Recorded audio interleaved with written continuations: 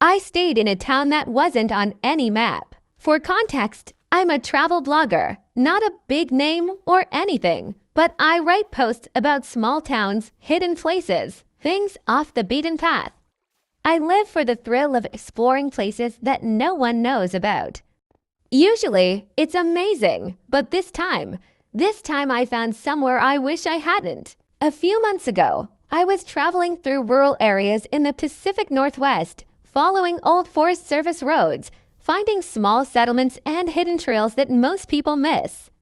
It was mid-autumn, the leaves turning fiery shades of red and orange, giving the whole forest an eerie beauty. The days were crisp and the nights chilling, making everything feel remote and otherworldly. One evening, I was driving down a narrow road when my GPS started glitching. It's not uncommon in these backwoods, so I didn't think much of it. Then I saw a small sign by the side of the road, mostly hidden by brush. It read, "Welcome to Linford, population 73. I'd never heard of Linford, and it wasn't on any map I had checked. The place seemed like the exact type of quirky small town I loved writing about. Curiosity got the best of me, and I turned off onto the road leading into town.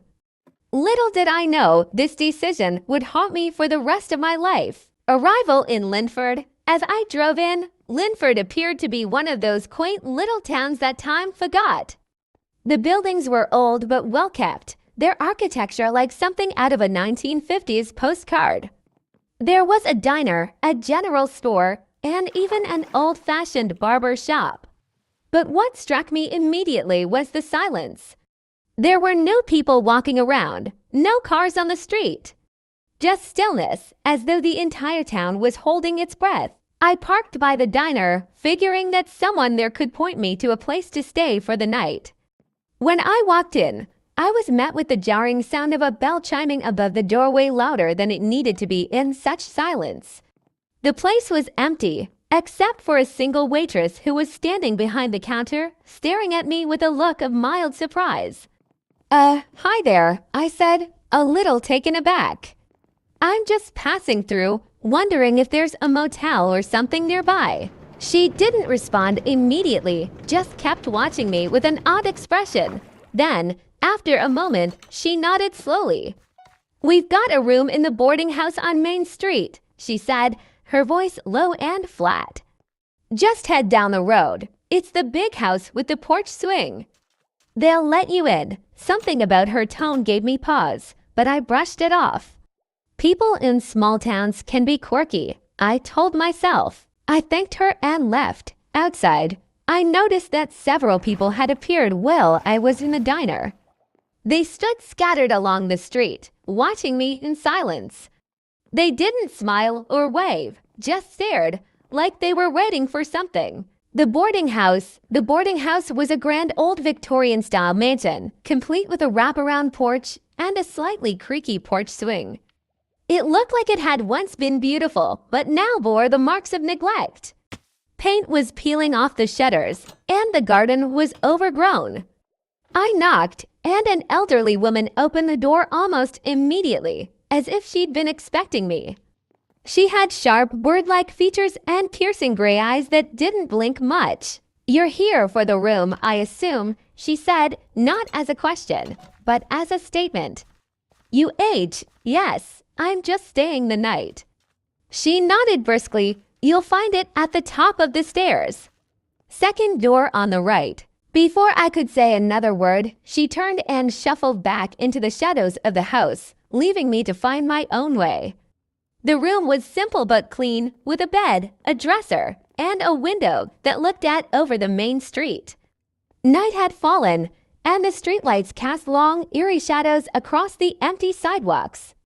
Despite the odd vibe of the place, I was exhausted, so I decided to get some sleep. A town stuck in time. I woke up to the sound of muffled voices. Glancing at the clock, I saw that it was barely 6 a.m. The voices were coming from outside, so I went to the window. Down on the street, a small crowd had gathered, people milling about and murmuring to each other. They all seemed agitated, but I couldn't make out what they were saying. When I went downstairs, the old woman was waiting for me by the door.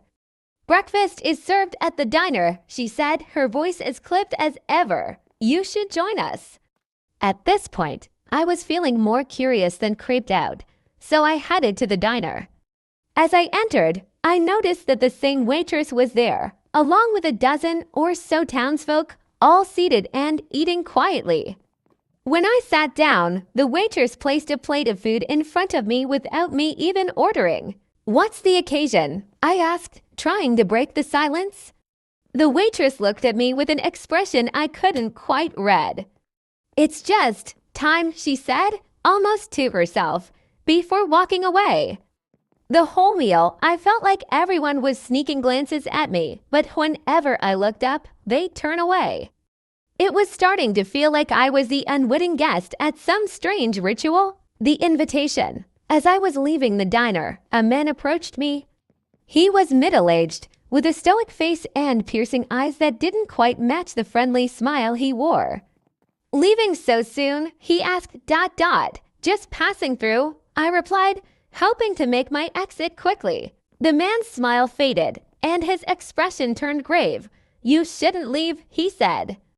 "Not yet. Tonight is a special night. Stay until morning, and you'll understand." Against my better judgment, I felt compelled to agree. I didn't know why, but something about his tone made it seem like leaving wasn't really an option. The ceremony, that night, I was restless. Around midnight, I heard soft chanting coming from outside my window. I looked out and saw a procession of townsfolk heading toward the woods, each of them carrying a lantern. They moved in silence, their faces blank and focused. Unable to resist, I grabbed my jacket and followed them at a distance, staying in the shadows. They led me to a clearing deep in the forest, where they formed a circle around an ancient stone altar. The air was thick with tension, and I felt a primal urge to run, but I stayed, hidden in the darkness. The man who had spoken to me earlier stepped forward. In his hands, he held a book bound in leather, worn and cracked with age. He began to chant, his voice low and rhythmic, and the others joined in, their voices blending into a haunting harmony. As the chanting grew louder, I felt a strange sensation, like the ground itself was humming beneath me. My heart raced, and I knew I had to leave. I turned to run, but found myself unable to move. I was frozen, trapped by some invisible force. Then, the chanting stopped abruptly, and the man looked directly at me, his eyes glinting in the moonlight. "You can't leave," he said, his voice echoing in my mind. "Not until you've joined us." With a surge of desperation, I broke free from whatever was holding me.